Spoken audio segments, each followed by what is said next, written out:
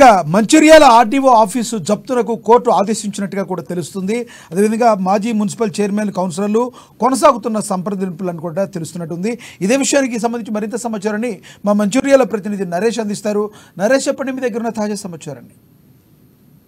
Thank you Lakshminath. ఇటు మంచిర్యాల జిల్లాలో ఇటు 42 ఏళ్లుగా సుదీర్ఘ పోరాటం చేసినట్టు భూ నిర్వాసులకు కళ నెరవేరింది అని చెప్పవచ్చు. మరి ఈ క్రమంలో సుమారు 1982 కాలంలో ఇటు భూమిని కోల్పోయినటువంటి బాధితులు ఎవరైతే ఉన్నారో మంచిర్యాల జిల్లా కేంద్రంలోని మంచిర్యాల జిల్లా కోటపల్లి మండలం పార్పల్లి గ్రామానికి సంబంధించినటువంటి ఇటు మహిళతో పాటు మరో ఇద్దరు భూ నిర్వాసితులకు సంబంధించి సుమారు 23 ఎకరాలకు సంబంధించినటువంటి అప్పట్లో ఐటీడీఏ ఆధ్వర్యంలో మల్బరీ తోటలతో పాటు భవన నిర్మాణాలకు సంబంధించి భూసేకరణ చేపట్టడం జరిగింది. మరి ఈ క్రమంలో దానికి సంబంధించి నష్టపరిహారం చెల్లించేందుకు కూడా అధికారులు అప్పట్లో నిర్ణయించినటువంటి ధర ఏదైతే ఉందో వారికి నచ్చకపోవడంతో కోర్టును ఆశ్రయించారు. మరి ఈ క్రమంలోనే కోర్టును ఆశ్రయించినటువంటి సదరు బాధితులు ఎవరైతే ఉన్నారో వారికి సంబంధించినటువంటి నష్టపరిహారం తమకు తక్కువగా వస్తున్నటువంటి క్రమంలోనే కోర్టు వారికి సంబంధించినటువంటి సుదీర్ఘంగా ఇటు వాద ప్రతివాదాలు జరిగాయి. దీనికి సంబంధించి ఇటు అసూపాద కోర్టులతో పాటు అటు హైకోర్టులో కూడా దీనికి సంబంధించినటువంటి వాద ప్రతివాదాలు జరిగాయి. దానికి సంబంధించి కొంత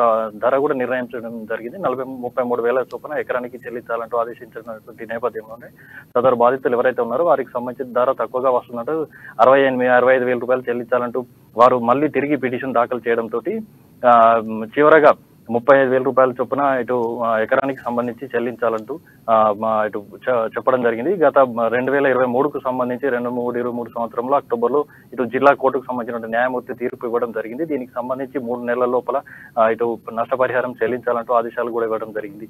దానికి సంబంధించి నష్టపరిహారం చెల్లింపులో రెవెన్యూకి సంబంధించిన అధికారులు నిర్లక్ష్యం వహించడంతో తిరిగి మళ్ళీ బాధితులు ఎవరైతే ఉన్నారో వారికి సంబంధించినటువంటి కోర్టును ఆశ్రయించడంతో మంచిర్యాల జిల్లాకు సంబంధించినటువంటి జిల్లా కోర్టు న్యాయమూర్తి మారంరెడ్డి అర్పిత దీని నష్టపరిహారం 3 నెలల గడువులోగా చెల్లించాలంటూ లేదంటే ఆర్డీఓ కార్యాలయానికి సంబంధించినటువంటి ఫర్నిచర్ తో పాటు ఇతర సామాగ్రి ఉంటుందంటూ అటు అటాచ్డ్ తీర్పును కూడా వెలువరించినటువంటి నేపథ్యంలోనే ఇటు అయినా కూడా అధికారులు నిర్లక్ష్యం చేయడంతో ఇటు ఆగ్రహం వ్యక్తం చేసినటువంటి కోర్టు జప్తు చేయాల్సినటువంటి ఆదేశాలు కూడా ఉండడంతో దానికి సంబంధించినటువంటి నిన్న ఈ ఆర్డీఓ కార్యాలయానికి సంబంధించిన ఫర్నిచర్ తో పాటు కంప్యూటర్ ఇతరత్ర వస్తువులకు సంబంధించినటువంటి మొత్తం సీల్ వేసి జప్తు చేసేందుకు కూడా సిద్ధమయ్యారు. దానికి సంబంధించిన పూర్తి ప్యాకింగ్ కూడా పూర్తయింది. దాన్ని చివరి క్షణంలో డీసీఎం వ్యాన్ లో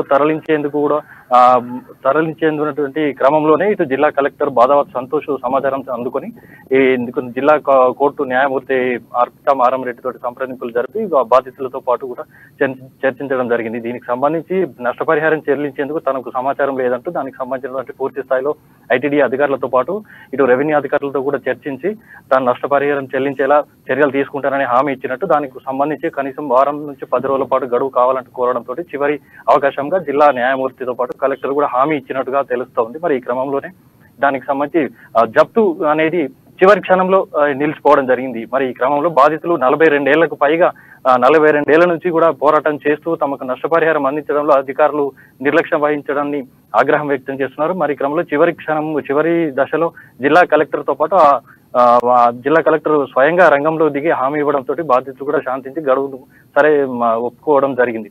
ఈ క్రమంలోనే ఇటు జప్తు కార్యక్రమం అనేది నిలిచిపోవడం జరిగింది. లక్ష్మీనాథ్, ఓకే, అధికారుల స్వాధీనం చేసుకోవడంపై కోర్టు కూడా ఆగ్రహం వ్యక్తం చేసిందన్నారు. దేని బేసిస్గా చేసుకుందంటారు కోర్టు?